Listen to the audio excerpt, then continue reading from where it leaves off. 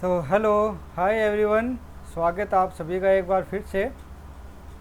तो आज हम एक नया टॉपिक पढ़ेंगे। तो आज का हमारा टॉपिक रहेगा संसद, पॉलिटी।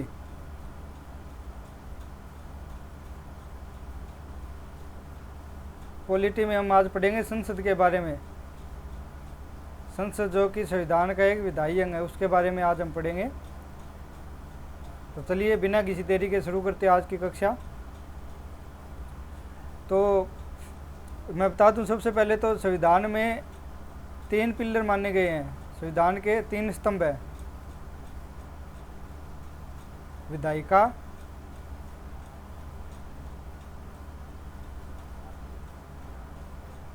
कार्यपालिका और न्यायपालिका।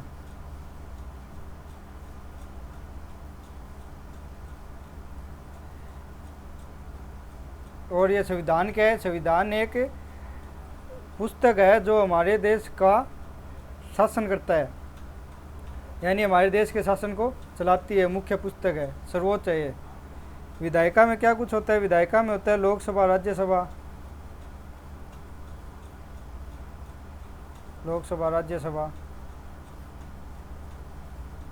जिसको हम बोलते हैं संसद। मुख्य रूप से हम किसको क्या बोलते हैं? इसको संसद। कार्यपालिका में क्या होता है? राष्ट्रपति, उपराष्ट्रपति,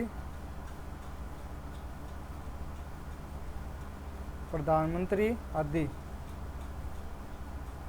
आदि होते हैं कार्यपालिका में। और न्यायपालिका उच्चतम न्यायालय, उच्च न्यायालय आदि। उच्चतम सुप्रीम कोर्ट, उच्चतम न्यायालय और उच्च न्यायालय, हाई कोर्ट। तो विधायिका का काम क्या होता है? विधायिका का काम होता है विधेयकों या नियमों या कानूनों को बनाना। कानून कौन बनाती है? विधायिका। उन कानूनों को लागू कौन करती है? कार्यपालिका। और उन कानूनों की समीक्षा कौन करती है कि ये कानून सही ही है या गलत है? तो वो होती है न्यायपालिका। तो ये 3 स्तंभ माने गए हैं। आज हम जिस बारे में पढ़ेंगे वो होगी हमारी आज विधायिका। तो हम विधायिका के बारे में पढ़ेंगे।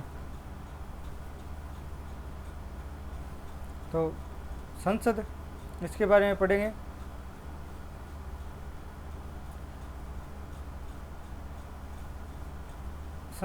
संसद के 3 अंग होते हैं। 3 कौन कौन से होते हैं? लोकसभा, राज्यसभा और राष्ट्रपति। तो अगर आपसे कोई कभी कुछ पूछ ले, अगर आपसे कोई पूछ ले कि संसद के कितने अंग होते हैं, तो संसद के 3 अंग होते हैं। लोकसभा, राज्यसभा और राष्ट्रपति भी संसद का ही अंग माना जाता है।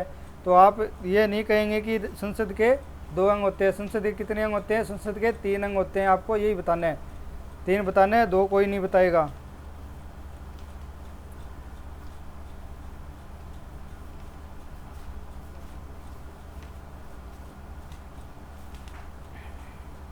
तो संसद क्या है? संसद भारत का एक विधायी अंग है, मैंने अभी बताया आपको।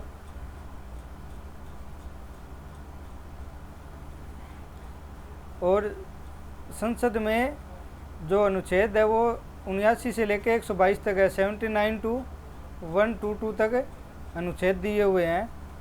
ये अनुच्छेद संसद के बारे में है। इस संसद की जो लोकसभा, राज्यसभा है, उनके जो गठन कैसा होगा, उसकी कार्यप्रणाली कैसी होगी, उनमें जो विधेयक आएंगे उनके बारे में सब कुछ इन्हीं अनुच्छेदों के बीच में। यह संविधान के भाग 5 में आता है। तो संसद है वो संविधान के 5वें भाग के अंतर्गत आता है। संसद की हमारी पुस्तक 22 भागों में बंटी हुई है। हमारा जो संविधान है, संविधान में 22 भाग है। संविधान 22 भागों में बंटा हुआ है। ये इस 22 भागों को हम ऐसे समझ सकते हैं जैसे कि हम किसी बुक में जैसे देखते हैं कि अध्याय 1, अध्याय 2, अध्याय 3। तो इस तरह से अध्याय 1, अध्याय 2, अध्याय 3 इस 22 अध्यायों में बंटी हुई है, जिसमें एक उसका टॉपिक है संसद।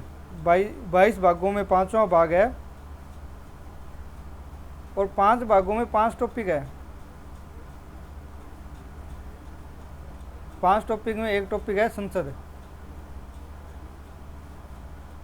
तो आज हम इस संसद के बारे में पढ़ेंगे। भाग 5 है, इसके बारे में क्या पढ़ेंगे, इसका गठन, संरचना, इसके अधिकारी और इसकी कार्यप्रणाली, इसके बारे में हम आज पढ़ेंगे।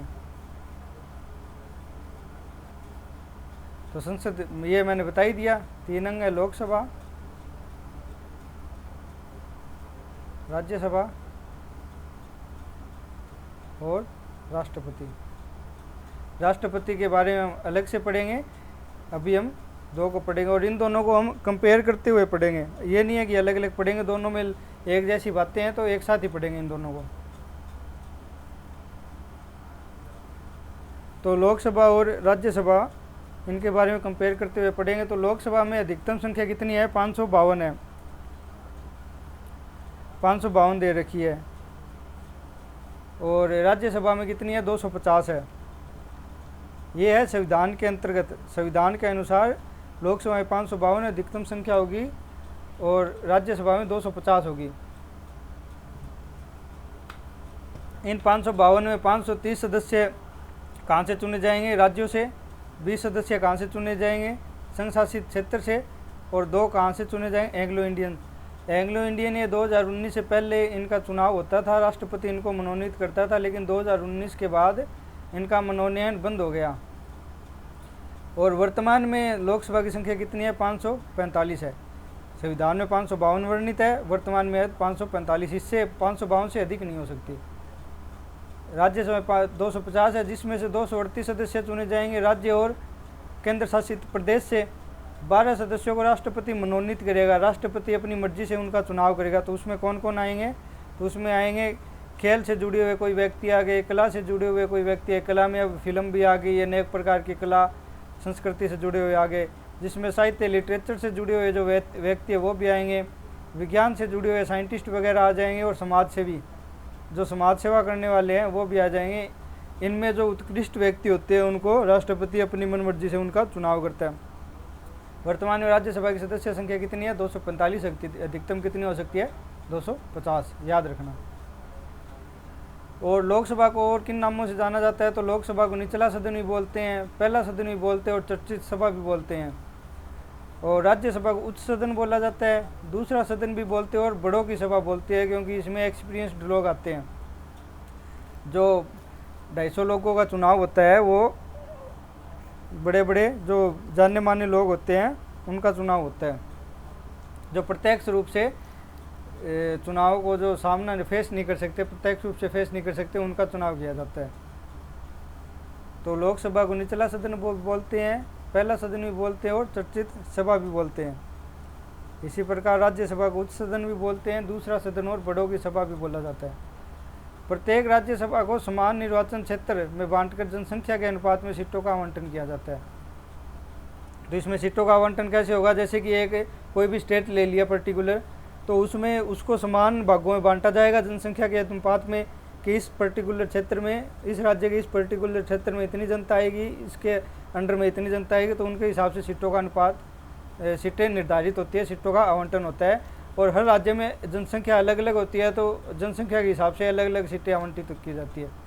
लोकसभा में वो चुनाव है वो प्रत्यक्ष होते हैं, जनता स्वयं लोकसभा के जो सदस्य होते हैं उनको चुनती है, सांसदों को हम स्वयं चुनते हैं, अपना वोट डालते हैं, उसको बोलते हैं फर्स्ट पास्ट द पोस्ट पद्धति, इसके माध्यम से चुनते हैं। ये वैसी पद्धति है कि पहले आओ पहले पाओ वाली कंडीशन है, कि सबसे ज़्यादा वोट जिसको मिलेंगे वो विजेता घोषित हो जाएगा। तो ये प्रत्यक्ष निर्वाचन होता है।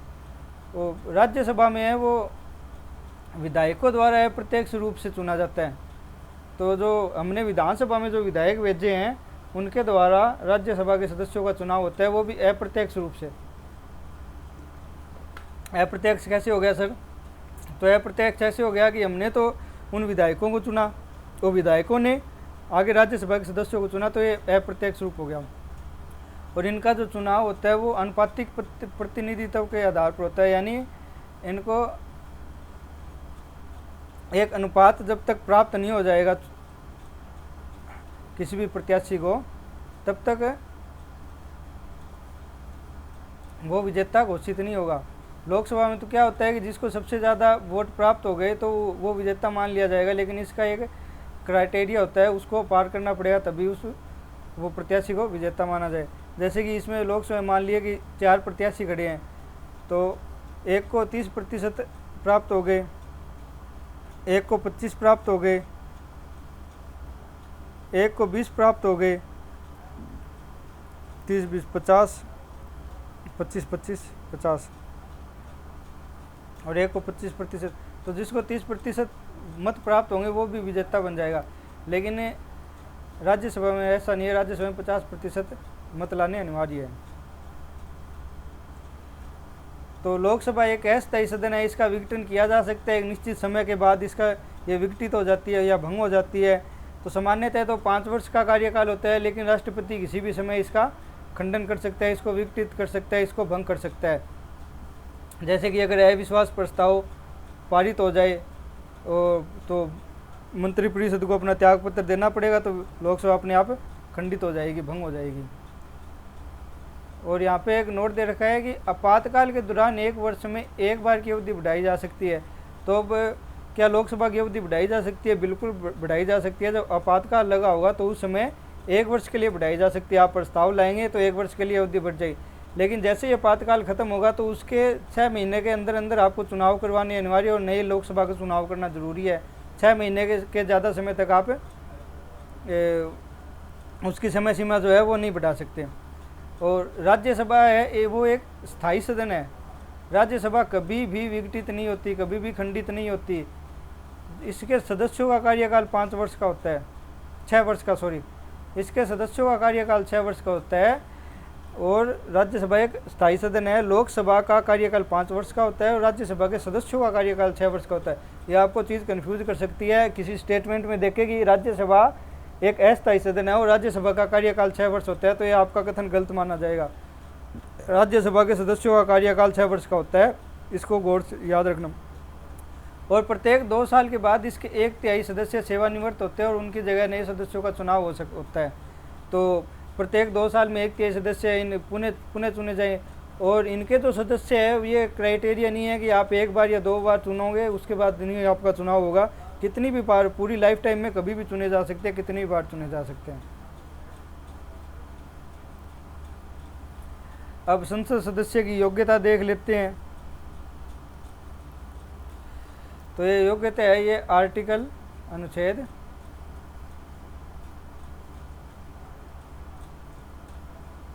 भारत के संविधान के अनुच्छेद 84 में दी हुई है कि संसद के सदस्यता के लिए क्या क्या योग्यता होनी चाहिए। मैं आपको जो अनुच्छेद है वो जब ये संसद का टॉपिक कंप्लीट हो जाएगा तो उसके बाद एक साथ करवा दूंगा कि कौन से अनुच्छेद में कौन कौन सी बातें दी गई है, उसके साथ साथ मैं यहाँ भी करवाता जाऊँगा। तो योग्यता और अयोग्यता दोनों दो जगह से प्राप्त होती है। एक तो संविधान के द्वारा स्वयं से और एक जन प्रतिनिधित्व अधिनियम है, वहाँ से योग्यता और अयोग्यता का निर्धारण होता है। तो आइए देखते हैं कि संविधान के द्वारा सबसे पहले क्या क्या योग्यता है। तो उसे भारत का नागरिक होना चाहिए, भारत का नागरिक, ये पहली योग्यता है। चुनाव आयोग द्वारा अधिकृत व्यक्ति के समक्ष शपथ लेनी पड़ेगी। जो भी प्रत्याशी खड़ा होगा उसको चुनाव आयोग एक व्यक्ति को भेजेगी, उसके सामने शपथ लेनी होगी। वो क्या शपथ लेगा कि वह संविधान के प्रति सच्ची आस्था रखेगा, निष्ठा रखेगा और भारत की संप्रभुता और अखंडता को बनाए रखेगा, ये उसको शपथ लेनी होगी। राज्यसभा के लिए 30 वर्ष की न्यूनतम आयु और लोकसभा के लिए 25 वर्ष की न्यूनतम आयु। तो आप इसको याद रखना कि अगर आप राज्यसभा के सदस्य बनना चाहते हैं तो आपका मिनिमम एज 30 साल की होनी चाहिए। उसी तरह अगर आप लोकसभा के सदस्य बनना चाहते हैं तो मिनिमम एज आपकी 25 साल की होनी चाहिए। आपको एग्जामिनर इसमें कंफ्यूज कर सकता है कि आपको जैसे इसमें उल्टा कर दिया कि राज्यसभा के लिए 25 वर्ष, राज्यसभा के लिए 25 साल, 25 कर दिया, 35 कर दिया, मतलब जो 30 है उसकी जगह कुछ भी कर देगा। लोकसभा की जो 25 है उसकी जगह कुछ भी कर देगा अलग संख्या। तो आप इसको याद रखना कि लोकसभा के लिए 25 और राज्यसभा के लिए 30 वर्ष। और इसके अलावा और क्या योग्यता होनी चाहिए? अगर संसद कोई भी योग्यता मांगती है कि संसद ने कोई नियम ले आया कि जो भी प्रत्याशी खड़ा हुआ उसके अंदर ये एलिजिबिलिटी होनी चाहिए, ये योग्यता होनी चाहिए, तो वो उसको पूरी करनी है। जैसे कि पंचायतों में लेके आए थे कि पंचायतों में शिक्षित होना चाहिए, 2 से ज़्यादा बच्चे नहीं होने चाहिए, तो उसी प्रकार की योग्यताएं जो संसद निर्धारित करेगी समय समय पर। अब जन प्रतिनिधित्व अधिनियम 1951 के आधार पर तो राज्य या संघ क्षेत्र का पंजीकृत मतदाता होना चाहिए, यानी जो भी प्रत्याशी चुनाव में भाग लेगा उसको मतदाता पंजीकृत मतदाता होना चाहिए, मतदाता सूची में उसका नाम होना चाहिए। ये लोकसभा और राज्यसभा दोनों के लिए अनिवार्य है। यदि व्यक्ति आरक्षित सीट पर चुनाव लड़ता है तो उसे उस राज्य या केंद्र शासित प्रदेश में आरक्षित श्रेणी में आना चाहिए, परंतु कोई आरक्षित व्यक्ति सामान्य सीट पर चुनाव लड़ सकता है। ये इसको समझाता हूँ। जैसे ही मान लीजिए कोई मिस्टर व्यक्ति एक्स है, कोई मिस्टर एक्स है, तो वो आते हैं जनरल कैटेगरी से, सामान्य वर्ग से। तो ये सामान्य वर्ग से आते हैं, तो ये अनुसूचित जाति और अनुसूचित जनजाति की जो सीटें हैं, अनुसूचित जाति एवं जनजाति,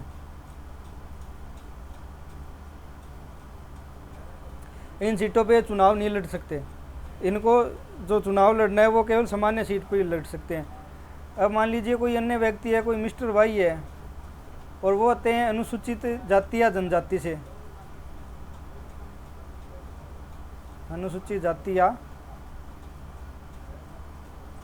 जनजाति से, SC या ST से, सिंपल भाषा में बोले तो SC या ST।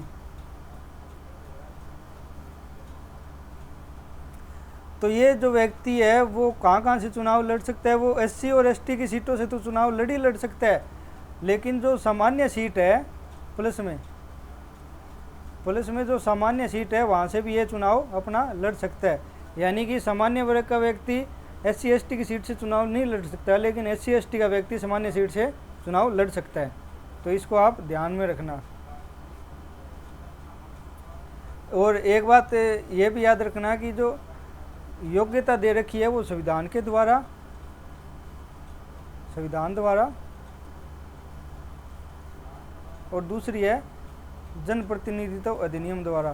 तो आपको एग्जामिनर है वो कंफ्यूज करने के लिए बोल सकते हैं कि संविधान के अनुसार मतदाता सूची में किसी भी प्रत्याशी का नामकरण होना चाहिए चुनाव लड़ने के लिए, तो आपका गलत होगा, क्योंकि संविधान में ये नहीं है, ये जनप्रतिनिधित्व अधिनियम में ये योग्यता है।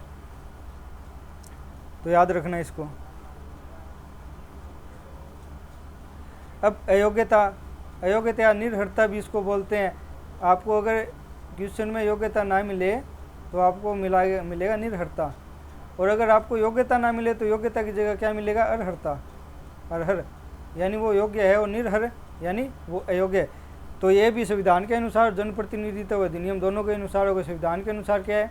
यदि वह भारत या राज्य सरकार के अधीन लाभ के पद को धारण करता है। तो सर ये लाभ का पद क्या है? तो लाभ का पद है बेसिकली आपकी कोई भी सरकारी नौकरी,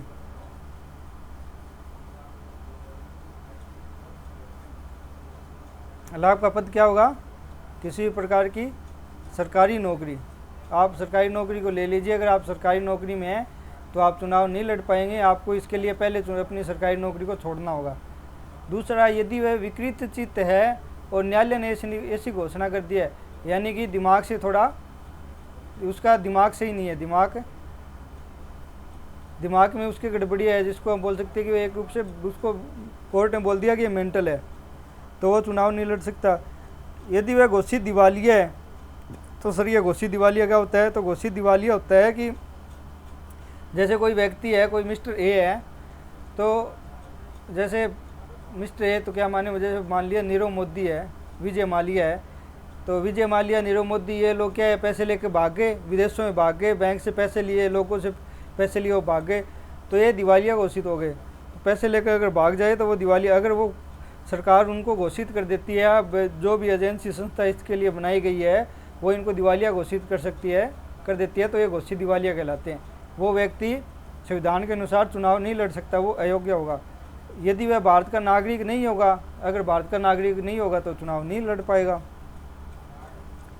यदि उसमें विदेशी राज्य की नागरिकता स्वेच्छा से ग्रहण कर ली हो तो वो भारत का नागरिक नहीं रहेगा, विदेशी रहे, क्योंकि एक व्यक्ति एक जगह की नागरिकता ग्रहण कर सकता है। अगर वो विदेशी नागरिकता ग्रहण कर लेगा तो भारत की नागरिकता उसकी ऑटोमेटिक है, वो ख़त्म हो जाएगी। अगर भारत का नागरिक नहीं रहेगा तो वो चुनाव में भी पार्टिसिपेट नहीं कर पाएगा। या फिर ऐसा होगी उसने नागरिकता ग्रहण नहीं की, लेकिन वो किसी अन्य देश के प्रति वो निष्ठा आस्था अपनी व्यक्त करता है, तो वो भी चुनाव नहीं लड़ सकता। और संसद अगर कोई नियम बना दे, कोई ऐसी कोई अयोग्यता बना दे कि अगर आपको इसके अंदर दायरे में नहीं आएंगे तो आप अयोग्य हो जाएंगे, तो वो भी इसमें एक है। तो याद रखना संविधान के अनुसार क्या क्या है। अब देखते हैं जनप्रतिनिधित्व अधिनियम के अनुसार क्या क्या अयोग्यताएं हैं।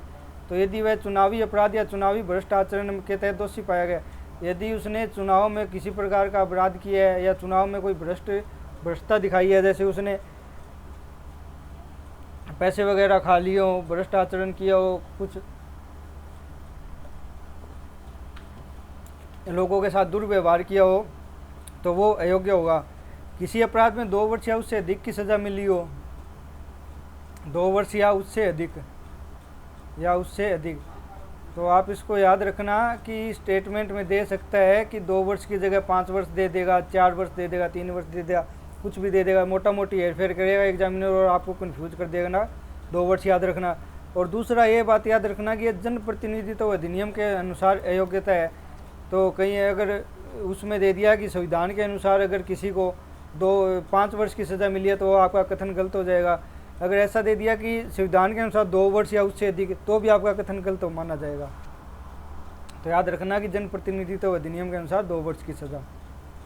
उसके बाद है निर्धारित समय में चुनावी खर्च का ब्यौरा देने में असफल हो गया हो, सरकारी ठेका, काम और सेवा में कोई दिलचस्पी न लेता हो। यानी अगर कोई ठेका निकला है सरकारी, जैसे कि पुल बनाने का, सड़क बनाने का, अगर उसमें वो पार्टिसिपेट करता हुआ पाया गया तो वो अयोग्य माना जाएगा, उसमें पार्टिसिपेट नहीं कर सकता। उसके बाद है कोई भी कंपनी है, निगम है, उसमें अगर लाभ के पद पर हो, यानी कि प्रबंधक, उसका डायरेक्टर मैनेजमेंट नहीं करना चाहिए, वो प्रबंधक वहाँ का मैनेजमेंट वो नहीं संभालता हो जिसमें सरकार का हिस्सा 25% हो। अगर किसी कंपनी में सरकार का हिस्सा 25% होगा और वो वहाँ का प्रबंधक नहीं बन सकता। अगर वो भ्रष्टाचार है या निष्ठाहीन है, सरकारी सेवा से बर्खास्त किया गया, अगर वो पहले किसी सरकारी नौकरी में वो भ्रष्टाचार के तहत उसको निकाल दिया गया सरकारी नौकरी से, तो वो चुनाव नहीं लड़ सकता। अगर विभिन्न समूहों में शत्रुता बढ़ाने और रिश्वतखोरी के लिए गिरफ्तारी की गई हो, अगर उसको गिरफ्तार किया गया हो दंगे भड़काने के लिए, इस तरह के कामों के लिए, तो वो चुनाव नहीं लड़ सकता। और जो सामाजिक कुरीतियाँ हैं, जैसे कि छुआछूत हो गई, दहेज प्रथा हो गई, सती प्रथा हो गई, सती प्रथा होगी, तो इस तरह की जो प्रथाएं हैं, कुरीतियाँ आज के टाइम में, अगर वो किसी भी तरह से इन कुरीतियों में संलिप्त पाया गया, इन कुरीतियों को बढ़ावा देता हुआ पाया गया, तो वो चुनाव लड़ने के लिए अयोग्य हो जाएगा। ये जनप्रतिनिधित्व अधिनियम के अनुसार उसकी अयोग्यता है। तो आप याद रखना योग्यता और अयोग्यता क्या क्या है और संविधान के अनुसार कौन सी है और जनप्रतिनिधित्व अधिनियम 1951 के अनुसार कौन सी है। तो इनकी जो सदस्य की अयोग्यता है उसका निर्धारण कौन करेगा, उसका फैसला, अंतिम जो फैसला है वो राष्ट्रपति करेगा। राष्ट्रपति का फैसला निर्णायक होगा, वही अंतिम होगा। और राष्ट्रपति को अपना फैसला लेने के लिए निर्वाचन आयोग से राय लेनी पड़ती है, राय लेनी चाहिए। ऐसा लिखा हुआ है कि आप राय लीजिए निर्वाचन आयोग से और राष्ट्रपति जी आप अपना अंतिम फैसला कर दीजिए। उसके बाद एक दल बदल के आधार पर अयोग्यता कि ठीक है, ये हो गया, संविधान में वर्णित हो गया कि आप एलिजिबल नहीं होंगे, जनप्रतिनिधित्व अधिनियम के अनुसार भी बता दिया गया आप अयोग्य नहीं। अब फिर भी उसके बाद भी बहुत सारी बातें बच जाती है, तो उसके आधार पर अयोग्य है। तो वो दल बदल एक नया अधिनियम लाया गया, संविधान में 10वीं अनुसूची जोड़ी गई। 10वीं अनुसूची, मूल रूप से संविधान में 8 अनुसूची थी, उसके बाद 4 अनुसूचियाँ और जोड़ी गई। अब संविधान में कितनी अनुसूची हैं? 12 अनुसूची है, जिसमें 10वीं अनुसूची में क्या नियम है? दल बदल से संबंधित ही नियम है। तो आइए देखते हैं इसमें क्या है। तो संविधान की 10वीं अनुसूची के तहत है, तो इसमें कुछ शर्तें रखी गई है कि कौन व्यक्ति अयोग्य होगा। तो इसमें पहली शर्त है कि अगर कोई व्यक्ति स्वेच्छा से राजनीतिक दल का त्याग कर दे, जैसे कोई व्यक्ति किसी पार्टी, जैसे कोई व्यक्ति बीजेपी की टिकट से चुनाव लड़ा और वो जीत भी गया, अगर वो बाद में बीजेपी को छोड़ता है तो वो ऑटोमेटिक अपने पद से बर्खास्त हो जाएगा, वो अयोग्य हो जाएगा, उसको अपना पद भी छोड़ना पड़ेगा।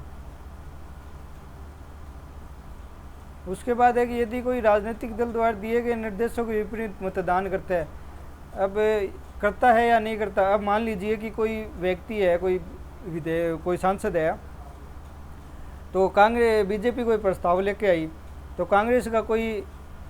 कांग्रेस ने व्हिप जारी किया कि आपको ये जो प्रस्ताव लाई है या विधेयक लाई है इसके विरुद्ध मतदान करना है। तो उस सांसद ने बोल दिया कि नहीं मैं तो इसके पक्ष में मतदान करूँगा, या उसने बोल दिया कि मैं तो मतदान ही नहीं करूँगा, तो वो दल बदल अधिनियम के तहत अयोग्य माना जाएगा कि उसने अपने पार्टी के जो निर्देश दिए थे, जो आदेश दिए थे, उसके तहत उसने कार्य नहीं किया तो ये दल बदल के तहत अयोग्य घोषित होता है। तो आप इस पार्टी को लेकर कोई इत्र मत जाइएगा, मैंने सिर्फ समझाने के लिए पार्टी का नाम लिया है, बाकी कुछ भी नहीं है, ठीक है। उसके बाद है निर्दलीय चुना गया व्यक्ति। अगर कोई व्यक्ति निर्दलीय चुना जाता है, वो किसी पार्टी के तहत नहीं, अपने स्वतंत्र रूप से उसका चुनाव होता है, और बाद में कुछ समय के बाद जैसे उसने पार्टी ज्वाइन कर ली, वो जीत गया, जीतते ही उसने पार्टी ज्वाइन कर ली, जैसे बीजेपी या कांग्रेस या कोई भी आप जैसे कोई भी पार्टी ज्वाइन कर ली, तो अगर वो ज्वाइन कर लेगा तो उसको अपनी सीट छोड़नी पड़ेगी, वो अयोग्य घोषित हो जाएगा कि उसने अपना दल बदल लिया, वो निर्दलीय चुना था और दल बदल लिया। इसके बाद है कि यदि कोई मनोनीत व्यक्ति 6 महीने के बाद किसी राजनीतिक दल में शामिल होता है। मनोनीत व्यक्ति जो मैंने बताया था कि राष्ट्रपति 12 लोगों का मनोनयन करता है, 12 सदस्यों का चयन करता है, तो उन सदस्यों को चयन के बाद अगर 6 महीने के बाद अगर किसी पार्टी में अगर बीजेपी या कांग्रेस में ज्वाइन करते हैं वो, तो वो अयोग्य हो जाएंगे। 6 महीने पहले तक आप कर सकते हो। आप जैसे आज की तारीख में आज आप चुन लिए गए, तो आप ये जो 6 माह का जो अंतराल है, गैप है, इस 6 माह के गैप में आप कभी भी पार्टी को ज्वाइन कर सकते हो। लेकिन 6 महीने के बाद आप पार्टी में अगर किसी भी पार्टी को ज्वाइन करे हुए तो आप अयोग्य घोषित कर दिए जाओगे। तो दल बदल के आधार पर याद रखना क्या क्या शर्तें दे रखी है कि किन शर्तों के आधार पर आप अयोग्य हो जाओगे। तो पहली तो है कि अगर आपने किसी पार्टी को जिस पार्टी के टिकट से आप चुनाव लड़े हैं उसमें जीतते हैं, अगर आपने वो पार्टी छोड़ दी तो आप अयोग्य हो जाओगे। दूसरा है कि अगर आपने पार्टी के अपने निर्देशों का पालन नहीं किया तो आप अयोग्य हो जाओगे। तीसरा है कि कोई निर्दलीय व्यक्ति अगर पार्टी ज्वाइन कर लेता है बाद में जीतने के बाद, तो वो भी अयोग्य हो जाएगा। और अगर कोई मनोनीत व्यक्ति अगर 6 महीने के बाद किसी राजनीतिक पार्टी में पार्टिसिपेट करता है या भाग ले लेता है, किसी पार्टी के साथ जुड़ जाता है, तो वो भी अयोग्य हो जाएगा। तो ये दल बदल के आधार पर अयोग्य होगा। इसका अंतिम फैसला कौन करेगा? तो इसका अंतिम फैसला अध्यक्ष और सभापति करते हैं। लोकसभा में तो अध्यक्ष करेंगे और राज्यसभा में कौन करेगा? सभापति। तो ये याद रखना कि जो पीछे जो मैंने अयोग्यता बताई थी संविधान के अनुसार और जनप्रतिनिधित्व अधिनियम के अनुसार, उसमें तो अंतिम फैसला करेगा राष्ट्रपति। किसके राय के अनुसार? निर्वाचन आयोग के राय पर। लेकिन जो दल बदल के अधिनियम के आधार पर जो इनके योग्यता का अंतिम फैसला कौन करेगा? लोकसभा में अध्यक्ष करेगा और राज्यसभा में कौन करेगा? सभापति करेगा कि ये योग्य होंगे या अयोग्य है, दल बदल के आधार पर। लेकिन उसके बाद पहले क्या होता था? 1992 से पहले ये होता था कि जैसे अध्यक्ष ने कोई फैसला दे दिया कि ये XYZ पार्टी का जो सदस्य है ये अयोग्य हो गया दल बदल के आधार पर, इसने दल बदल के जो नियम है उनका उल्लंघन किया और वो अयोग्य हो गया, तो उनका फैसला अंतिम होता था। लेकिन 1992 क्योतो ओलोअन एक मामला आया, क्योतो ओलोअन साहब आए, तो तब सुप्रीम कोर्ट ने निर्णय दिया कि ठीक है अध्यक्ष का या सभापति का निर्णय तो अंतिम रहेगा, लेकिन अगर वो प्रत्याशी कोर्ट में आ गया तो क्या? तो बोलता कि सुप्रीम कोर्ट ने बोला कि उसकी जो न्यायिक समीक्षा है वो एक बार हम जरूर करेंगे, आपका फैसला अंतिम जरूर रहेगा लेकिन उसकी न्यायिक समीक्षा होगी। ये नहीं है कि आपने फैसला कर दिया और सब ठीक है चलो ओके टाटा गुड बाय हो गया, नहीं, उसकी हम एक बार न्यायिक समीक्षा करेंगे, उसके बाद हम बताएंगे कि आपने जो निर्णय लिया है वो सही है या नहीं है।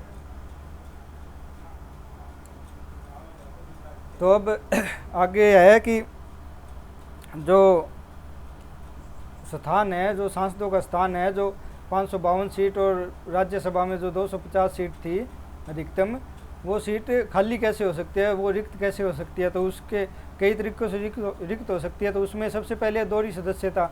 दोहरी सदस्यता क्या मतलब है कि अगर कोई व्यक्ति दोनों सदनों में या 2 सीटों में या 2 जगह अलग अलग जगह चुनाव जीत जाता है, 2 जगह से चुन लिया जाता है, तो वो दोहरी सदस्यता कहलाती है। तो उसमें भी कुछ नियम है, तो वो देखते हैं कि वो क्या क्या योग्यताएं हैं, उसमें कैसे क्या सिस्टम है दोहरी योग्यता में। दोहरी सदस्यता में अगर कोई व्यक्ति दोनों सदनों से चुना जाता है, दोनों सदन मतलब लोकसभा से चुना गया और राज्यसभा से भी चुन लिया गया, लोकसभा और राज्यसभा से चुना गया, तो उसको 10 दिन के अंदर अंदर ये बताना पड़ेगा कि वो कौन सी सीट पर रहना चाहता है। वो लोकसभा में चुना गया वहाँ पे रहना चाहता है या फिर राज्यसभा में चुना गया वहाँ पे रहना चाहता है।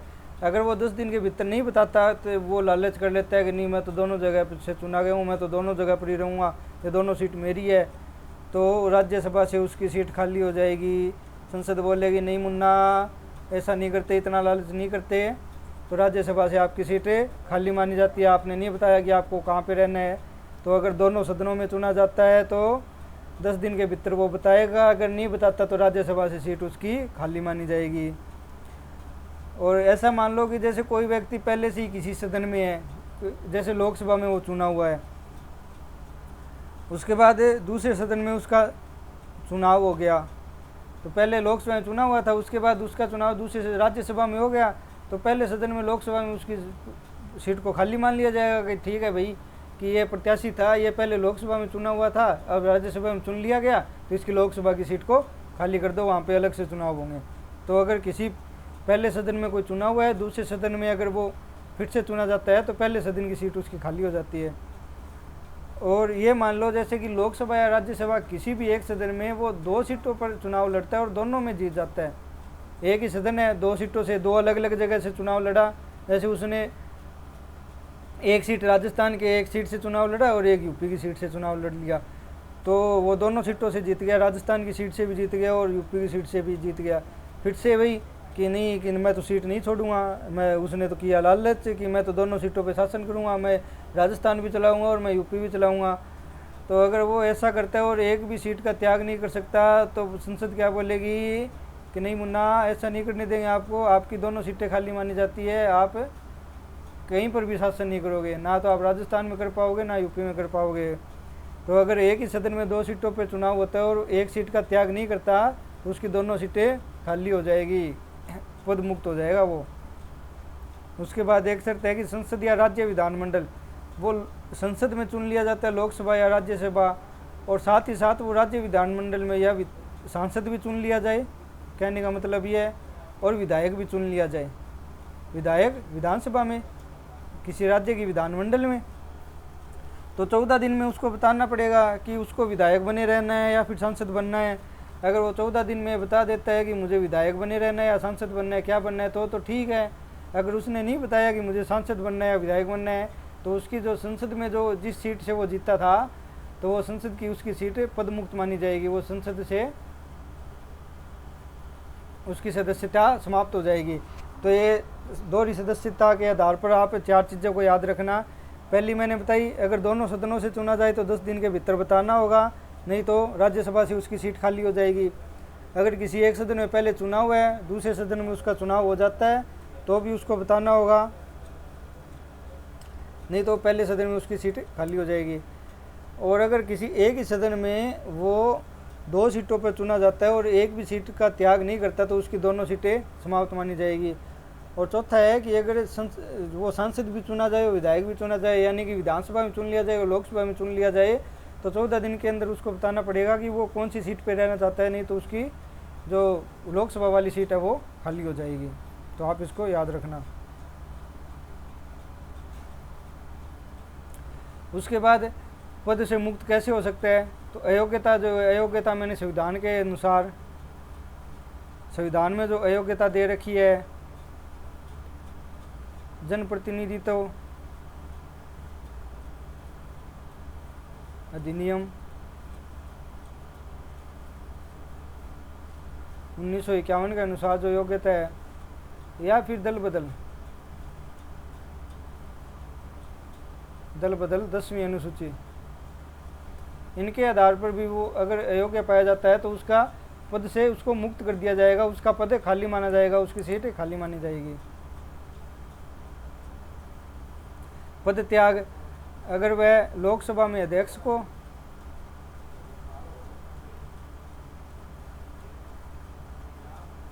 और राज्यसभा में सभापति को।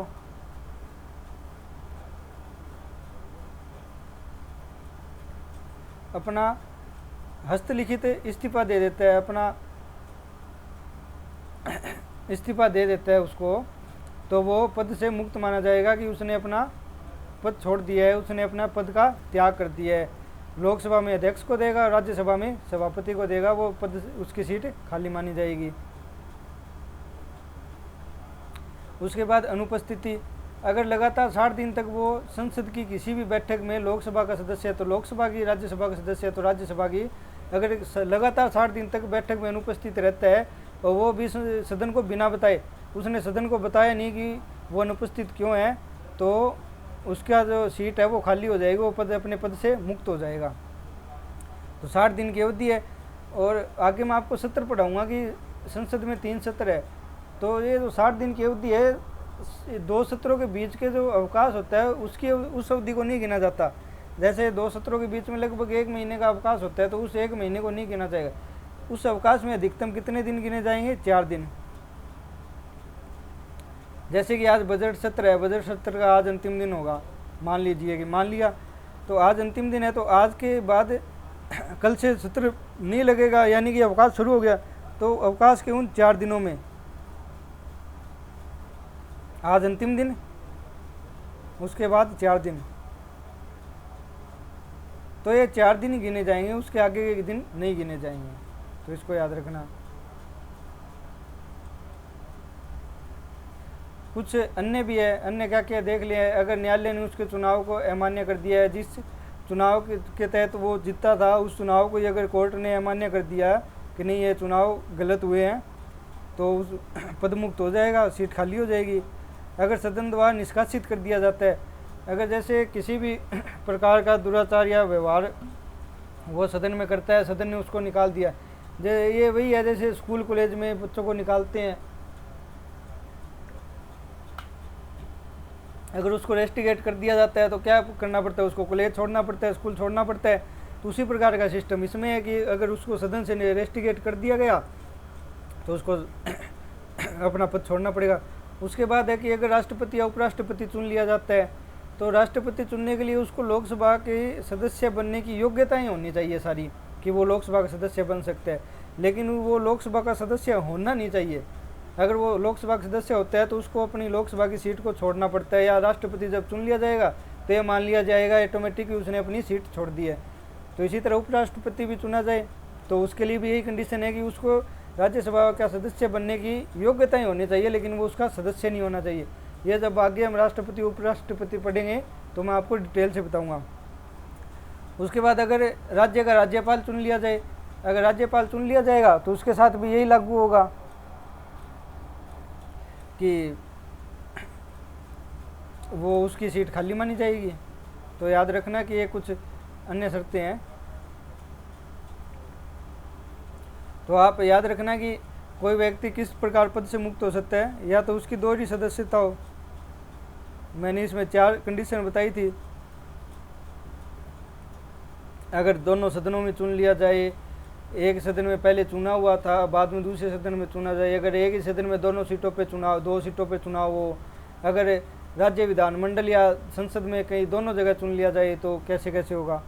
उसके बाद अगर संविधान में जो संविधान जनप्रतिनिधित्व अधिनियम और जो दल बदल अधिनियम है उसके अनुसार अगर अयोग्य पाया जाता है, अगर वो अपना इस्तीफा दे देता है, पद त्याग कर देता है, रेजिग्नेशन लेटर दे दिया उसने कि मैं रिजाइन करता हूँ अपने पद से, तो वो अयोग्य हो जाएगा। उसके बाद कुछ अन्य शर्तें हैं, जैसे कि कोर्ट ने चुनाव को अमान्य कर दिया या फिर उसको संसद सदन से निष्कासित कर दिया, बाहर निकाल दिया गया, तो इस प्रकार की अयोग्यताएं आप इसको याद रखना, कैसे उसका पद खाली होता है। उसके बाद क्या होता है कि जैसे मान लो कि कोई अयोग्य व्यक्ति है और वो चुन लिया जाता है, तो उसके बाद क्या होगा?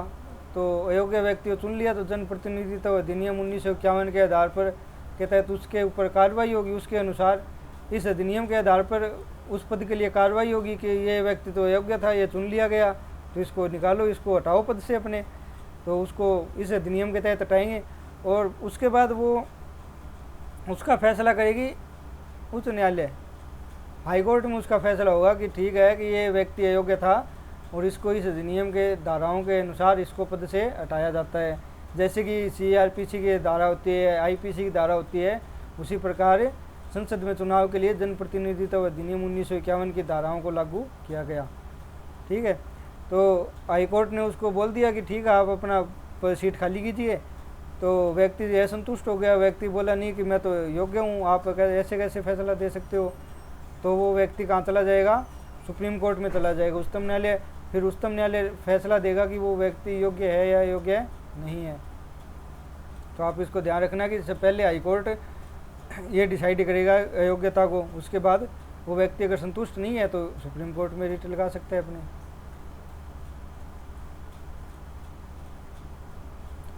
अब है कि वो अब कोई सांसद चुन लिया जाए तो चुनने के बाद क्या होगा, तो चुनने के बाद सबसे पहले वो लेगा शपथ।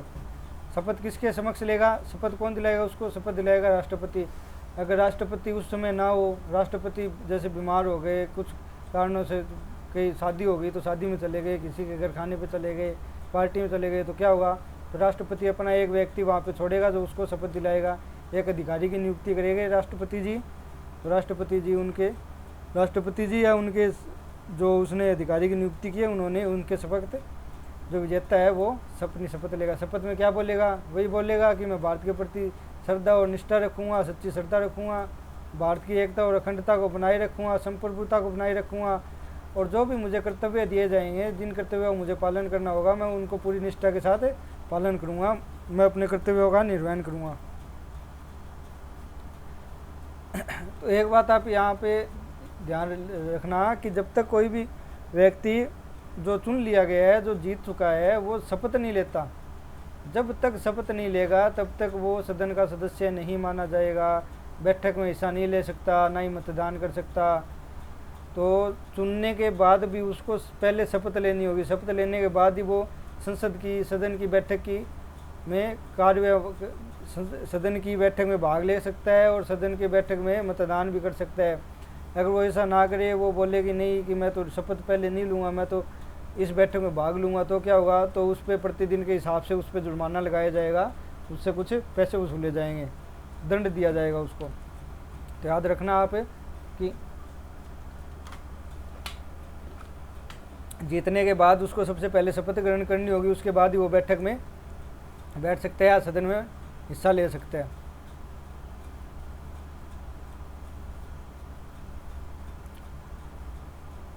अब है सदन के पीठासीन अधिकारी। तो सदन के पीठासीन अधिकारी कौन होते हैं,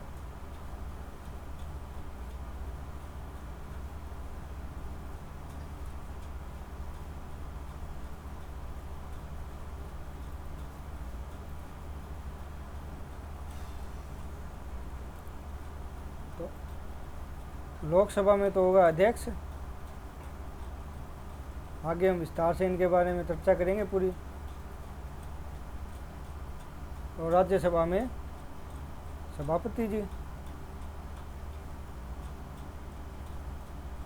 राज्यसभा के जो सभापति होते हैं वो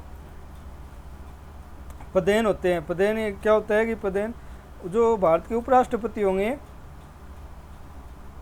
उपराष्ट्रपति, कोई भी व्यक्ति जो भारत का उपराष्ट्रपति चुना जाएगा वो ऑटोमेटिक राज्यसभा का सभापति बन जाएगा। राज्यसभा के सभापति के लिए अलग से चुनाव करवाने की आवश्यकता नहीं है, उनको तो अलग से चुनना नहीं पड़ता। जो इस उपराष्ट्रपति के पद पर बैठेगा वही व्यक्ति सभापति के पद पर बैठेगा। तो आइए लोकसभा के अध्यक्ष के बारे में जानते हैं, कुछ थोड़ा बहुत पढ़ लेते हैं इसको भी। थोड़ा सा रहा है, अब तो 10 मिनट में ख़त्म हो जाएगी सारी क्लास। तो जब नई लोकसभा की बैठक बनती है, नई लोकसभा बनती है, तो उसके सदस्य अपने बीच में से एक व्यक्ति का चुनाव करेंगे। लोकसभा में अपने एक बीच में से चुनाव करेंगे सदस्यों में से। जब अध्यक्ष का पद रिक्त होता है तो लोकसभा अपने सदस्यों में किसी को एक को चुनती है। ये मान लीजिए कि लोकसभा में अध्यक्ष का पद अभी खाली है, तो क्या होगा, अध्यक्ष का पद तो खाली रह नहीं सकता, तो लोकसभा अपने सदस्यों में से किसी का चुनाव करेगी और उसको बिठा देगी। और राष्ट्रपति है वो लोकसभा अध्यक्ष के चुनाव की तारीख निर्धारित करता है। तो ये याद रखना कि लोकसभा अध्यक्ष का चुनाव किस दिन होगा उसकी तारीख को कौन डिसाइड करेगा, तो उसकी तारीख को डिसाइड करेगा राष्ट्रपति।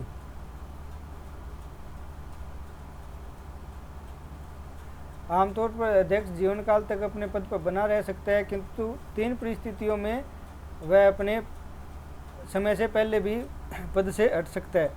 यानी कि एक बार अध्यक्ष जो चुन लिया गया, जब तक वो अध्यक्ष मरेगा नहीं तब तक वो उस पद पर बना रह सकता है, लेकिन 3 कंडीशन में उसको पद से हटाया भी जा सकता है, वो अपने पद से हट जाएगा। तो वो कौन कौन सी कंडीशन है? अगर वह सदन का सदस्य ही नहीं रहता, अगर वह सदन में चुन के नहीं आएगा तो वो अध्यक्ष भी नहीं होगा, क्योंकि अध्यक्ष का चुनाव सदन में अपने सदस्यों के बीच में से करेगा, तो वो सदन का सदस्य नहीं, तो अध्यक्ष भी नहीं चुना जाएगा। यदि वह उपाध्यक्ष को अपना त्यागपत्र दे दे, इस्तीफा दे दे, तो अध्यक्ष की चुनाव की तारीख तो डिसाइड करेगा राष्ट्रपति। त्यागपत्र किसको देगा, वो अपना इस्तीफा किसका देगा? उपाध्यक्ष को। और अगर ऐसा हो कि लोकसभा के सदस्य आपस में मिलकर बहुमत से एक संकल्प पारित कर दे कि हमें अध्यक्ष को हटाना है, तो अध्यक्ष को अपना पद त्याग करना पड़ेगा। इसके लिए अध्यक्ष को 14 दिन की पूर्व सूचना देनी पड़ेगी। 14 दिन पहले बताना पड़ेगा कि हम ऐसा संकल्प ला रहे हैं सदन में और हम अध्यक्ष को हटाएंगे। तो 3 कंडीशन बताई है मैंने अभी तक कि या तो सदन का सदस्य ही नहीं रहता, या उपाध्यक्ष को अपना त्यागपत्र सौंप देता है, या फिर सदन के सदस्य बहुमत ले आते हैं। उसके बाद है कि अध्यक्ष को हटाने का संकल्प विचाराधीन है तो वह पीठासीन नहीं होगा, परंतु लोकसभा में बोलने और उसकी कार्यवाही में भाग लेने का अधिकारी होगा। ऐसी स्थिति में उसे मत देने का अधिकार होगा, परंतु वह निर्णायक मत नहीं दे सकता। ये क्या है? तो जब उसका हटाने के लिए संकल्प लोकसभा में आएगा तो वो उस लोकसभा की अध्यक्षता नहीं करेगा, अध्यक्षता कोई और व्यक्ति करेगा। वो उस समय एक साधारण जो सदस्य होता है लोकसभा का उसकी तरह व्यवहार करेगा। उसको कार्रवाई में भाग लेने का भी अधिकार होगा, उसको मत देने का भी अधिकार होगा। सारे अधिकार जो एक सांसद को प्राप्त होते हैं वो उसको प्राप्त होंगे। लेकिन जब वो पीठासीन होता है तो वो मत केवल निर्णायक देता है। जब सदन में 50 किसी प्रस्ताव पर 50-50% मत विभाजन होता है तो वो अपना निर्णायक मत देता है। तो वो जब पीठासीन अधिकारी नहीं रहेगा तो वो निर्णायक मत देने का उसका अधिकार भी समाप्त हो जाएगा, वह एक आम सांसद की तरह व्यवहार करेगा फिर। तो लोकसभा के विघटन पर वह पद नहीं छोड़ता, बल्कि नई लोकसभा की बैठक तक पद पर बना रहता है। जब लोकसभा का कार्यकाल 5 वर्ष का कंप्लीट हो गया, अब 5 वर्ष के बाद चुनाव होते हैं, तो अध्यक्ष अपना पद नहीं छोड़ेगा। अध्यक्ष कब तक पद पर बने रहेगा? जब तक नई लोकसभा का गठन नहीं हो जाता। नई लोकसभा की पहली बैठक होगी तब वो अपना पद का त्याग करेगा। अगर उसको आगे चुन लिया जाता है तो वो अपना पद छोड़ेगा नहीं, अगर उसको आगे नहीं चुना जाता तो वो अपना पद छोड़ देता है।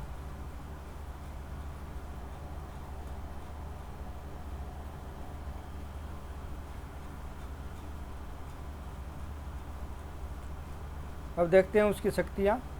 तो लोकसभा अध्यक्ष 3 स्रोतों से अपनी शक्तियाँ प्राप्त है। कहाँ कहाँ से उसको शक्तियाँ मिलती है? संविधान से मिलती है, लोकसभा की प्रक्रिया एवं कार्य संचालन से मिलती है। लोकसभा का जो कार्य संचालन है कि किस तरह से लोकसभा कार्य को संचालित किया जाएगा, वहाँ से वह शक्तियाँ प्राप्त करता है।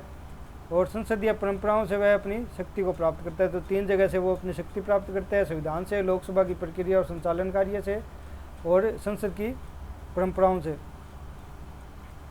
तो कौन कौन सी शक्ति है उसकी? तो पहली तो है कि सदन की कार्य प्रणाली का संचालन वही करता है और उसका निर्णय अंतिम होता है। तो सदन की जो बैठक होगा तो उसको संचालित कौन करेगा? अध्यक्ष करेगा, और उसका ही निर्णय अंतिम माना जाएगा। सदन जैसे कि हम देखते हैं कि संविधान की व्याख्या करने के लिए सुप्रीम कोर्ट, हाई कोर्ट है, वो संविधान की व्याख्या करते हैं। उसी प्रकार अगर कोई मामला संसद के भीतर जैसे उठाया जाता है तो उसकी व्याख्या कौन करेगा? उसकी व्याख्या अध्यक्ष करते हैं। अध्यक्ष के पास शक्ति प्राप्त है कि वो किसी मुद्दे की व्याख्या करे। ये वही है जैसे सुप्रीम कोर्ट और हाई कोर्ट संविधान के जो अनुच्छेद होते हैं, अधिनियम होते हैं, उनकी व्याख्या करता है। उसके बाद है कि अगर सदन में गणपूर्ति पूरी ना हो, गणपूर्ति क्या होता है कि जितने भी सदस्य हैं उसके 10% कम से कम सदस्य सदन में उपस्थित होने चाहिए। अगर 10% सदस्य भी उपस्थित नहीं होते तो वो कार्रवाई को स्थगन कर सकता है, उस बैठक को रद्द कर सकता है, बंद कर सकता है कि वो आज कार्रवाई नहीं होगी, आज की बैठक नहीं होगी। ये मैंने निर्णायक मत बता ही दिया कि निर्णायक मत दे सकते हैं। 50% के ऊपर कोई विधेयक लाया, उसमें दोनों तरफ हाँ में भी और ना में 50% है, तो वो अपना मत देगा कि वो किसकी तरफ है, वो हाँ की तरफ है या ना की तरफ है। जब किसी विधेयक के ऊपर कोई राज्यसभा और लोकसभा दोनों में कंट्रोवर्सी हो जाती है, दोनों में वाद विवाद हो जाता है, तो उनकी संयुक्त बैठक होती है राज्यसभा और लोकसभा की। तो उसकी अध्यक्षता कौन करता है? तो उसकी अध्यक्षता भी अध्यक्ष ही करता है। लोकसभा का जो अध्यक्ष होता है वो उसकी अध्यक्षता करता है। और सदस्यों के कहने पर अध्यक्ष गुप्त बैठक बुला सकता है। गुप्त बैठक में किसी बाहरी सदस्य का उपस्थित होना वर्जित होता है। और कोई विधेयक धन विधेयक है या नहीं है, इसका अंतिम फैसला कौन करेगा? इसका अंतिम फैसला लोकसभा का अध्यक्ष ही करता है। तो ये जो दो शक्ति हैं, एक तो धन विधेयक का निर्धारण और एक दोनों सदनों की संयुक्त बैठक की अध्यक्षता, ये दोनों शक्तियाँ एक्सक्लूसिव पावर है उसकी लोकसभा के अध्यक्ष की। तो ये शक्तियाँ किसी और के पास नहीं है, यानी ये शक्तियाँ राज्यसभा के सभापति के पास नहीं है, ना ही किसी और व्यक्ति के पास है, ये सिर्फ और सिर्फ लोकसभा के अध्यक्ष के पास है। और दल बदल के आधार पर सदस्यों की अयोग्यता को घोषित करता है। ये मैंने पीछे बताया ही था। 1992 के बाद सुप्रीम कोर्ट ने फैसला दिया कि वो न्यायिक समीक्षा करेगी इसकी।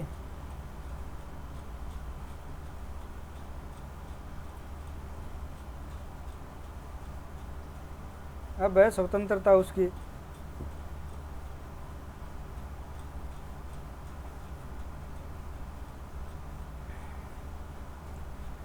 तो पहली स्वतंत्रता यही है कि वो आजीवन अपने पद पर बना रह सकता है। जैसे मैंने पहले बताया, जब तक मरेगा नहीं तब तक वो अपना पद नहीं छोड़ेगा। उसमें 3 कंडीशन जो मैंने बताई थी कि त्यागपत्र दे दे, या फिर सदन का सदस्य ही ना रहे, और सदन के सदस्य मिलकर एक प्रस्ताव संकल्प ले आए उसके विरुद्ध, तो उसको सदस्य छोड़ना पड़ेगा पद।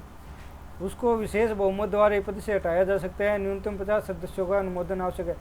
जब संकल्प लोकसभा में आएगा कि हमें अध्यक्ष को हटाना है, तो कम से कम 50 व्यक्तियों को उस संकल्प को पारित करने के लिए समर्थन देना होगा कि ठीक है, आप ऐसा संकल्प लाइए। उसके बाद विशेष बहुमत के आधार पर, यानी उस संकल्प को 2/3 बहुमत के आधार पर पास करना होगा। लोकसभा में जितने भी सदस्य है उसके 2/3 सदस्यों को हाँ बोलना होगा कि आप इसको हटा दीजिए, अध्यक्ष जी को हटाना है, तो तभी वो अध्यक्ष को हटा पाएंगे। उनके वेतन और जो भत्ते हैं वो संसद द्वारा निर्धारित होते हैं। उनका जो कार्य आचरण जो निर्णय वो देते हैं, उनके ऊपर लोकसभा में किसी भी प्रकार की चर्चा नहीं की जा सकती। ये उनकी स्वतंत्रता है कि उनके आचरण के बारे में लोकसभा में कोई भी सांसद चर्चा नहीं करेगा। सदन की प्रक्रिया की संचालन में उनकी शक्ति न्यायिक क्षेत्र से बाहर होती है, यानी कि वो सदन की कार्रवाई अपनी मनमर्जी से किसी भी तरीके से कर सकते हैं। सुप्रीम कोर्ट, हाई कोर्ट या कोई भी किसी भी प्रकार का कोर्ट उसमें कोई हस्तक्षेप नहीं करेगा। ये जो सुप्रीम कोर्ट का जो या हाई कोर्ट का हम बोल दें, तो कोर्ट का जो न्यायिक क्षेत्र होता है उससे बाहर होती है इनकी ये पावर। तो ये अपने अनुसार अपने सदन की संचालन कर सकते हैं।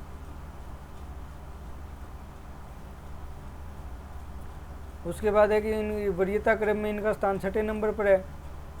तो वरीयता सूची होती है एक भारत की कि पहले स्थान पर कौन आता है, दूसरे पर कौन आता है। जैसे पहले स्थान पर राष्ट्रपति जी आते हैं, दूसरे स्थान पर उपराष्ट्रपति आ गए, उपराष्ट्रपति।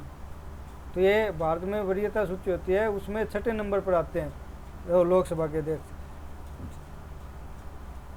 एक ये बात याद रखना कि ब्रिटेन से अगर हम अध्यक्ष की तुलना करें, तो ब्रिटेन में जो अध्यक्ष चुना जाएगा वो अपनी पार्टी से त्यागपत्र दे देता है, उसको अपना त्यागपत्र देना होता है। लेकिन भारत में ऐसा नहीं है। भारत में वो अपनी पार्टी से त्यागपत्र नहीं देता, क्योंकि अगर पार्टी से त्यागपत्र दे दिया तो उसको सीट खाली करनी पड़ेगी, सीट खाली करनी पड़ेगी तो उसको अध्यक्ष का पद भी छोड़ना पड़ेगा। ये नियम है। उसके बाद है लोकसभा में उपाध्यक्ष। तो अध्यक्ष का चुनाव हो गया। अध्यक्ष के चुनाव के बाद लोकसभा अपने सदस्यों में से एक उपाध्यक्ष का भी चुनाव करेगी। उपाध्यक्ष के चुनाव की तारीख है वो अध्यक्ष निर्धारित करते हैं। अध्यक्ष के चुनाव की तारीख को कौन निर्धारित करते हैं? राष्ट्रपति। उपाध्यक्ष का चुनाव की तारीख को कौन निर्धारित करता है? तो अध्यक्ष। उपाध्यक्ष का पद रिक्त होने पर, यानी उपाध्यक्ष अपने पद पर नहीं है, उनका पद खाली हो गया है, तो किसी दूसरे व्यक्ति का उस पद पे चुनाव होगा। तो अध्यक्ष की तरह उपाध्यक्ष भी आजीवन जीवन पर्यंत अपने पद पर बने रह सकते हैं। उनके लिए भी वही 3 शर्तें हैं। अगर सदन में सदस्य न रहे, अगर अध्यक्ष को अपना त्याग पत्र सौंप दे, अध्यक्ष तो किसको सौंपेंगे त्याग पत्र? उपाध्यक्ष को, और उपाध्यक्ष किसको सौंपेंगे? अध्यक्ष को। और अगर सदस्यों ने संकल्प पारित कर दिया, वही 14 दिन पहले सूचना देनी होगी। 50 सदस्यों का अनुमोदन लगेगा और बहुमत से उस प्रस्ताव को पारित करना होगा, तभी उनको पद से हटाया जा सकता है। तो 3 शर्तें जो अध्यक्ष की थी वही उपाध्यक्ष के लिए है।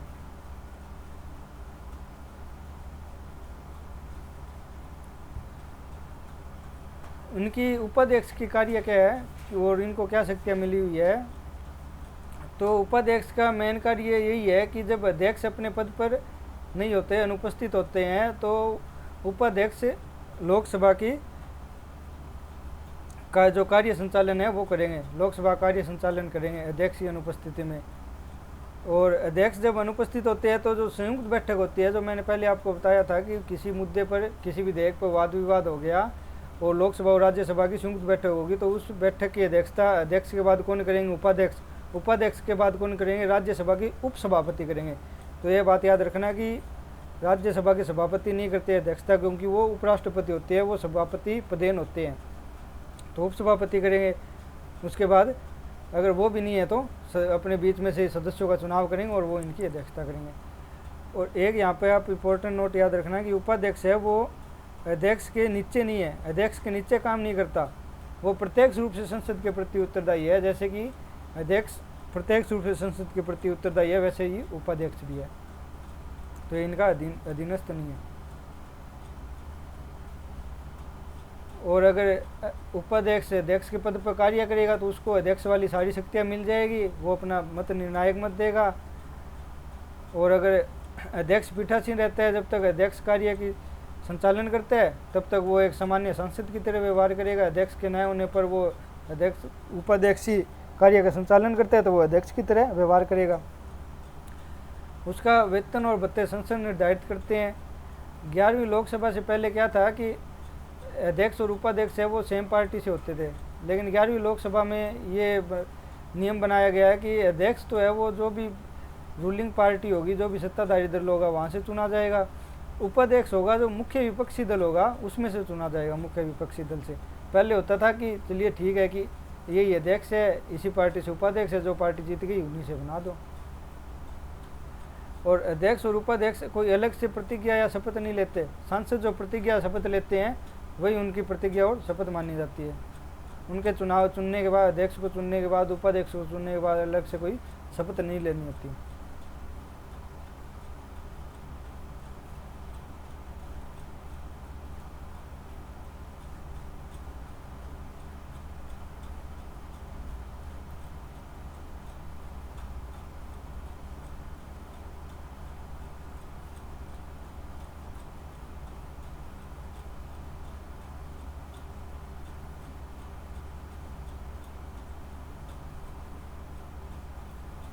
लोकसभा में सभापतियों की तालिका भी होती है। तो सभापतियों की तालिका क्या होती है? लोकसभा अपने सदस्यों में से 10 सदस्यों का चुनाव करते हैं। अध्यक्ष और उपाध्यक्ष की अनुपस्थिति में इन सदस्यों में कोई भी एक सदस्य है वो सदन की कार्यप्रणाली का संचालन करेगा, सदन का संचालन करेगा। तो ये लोकसभा की सभापतियों की तालिका होती है, 10 व्यक्तियों का इनमें चुनाव होता है। सामयिक अध्यक्ष ये क्या होता है? तो जैसे लोकसभा का आज विघटन हो गया, लोकसभा का कार्यकाल पूरा हो गया, उसके बाद नई लोकसभा चुनी गई, तो नई लोकसभा की जो पहली बैठक होगी, नई लोकसभा की पहली बैठक है,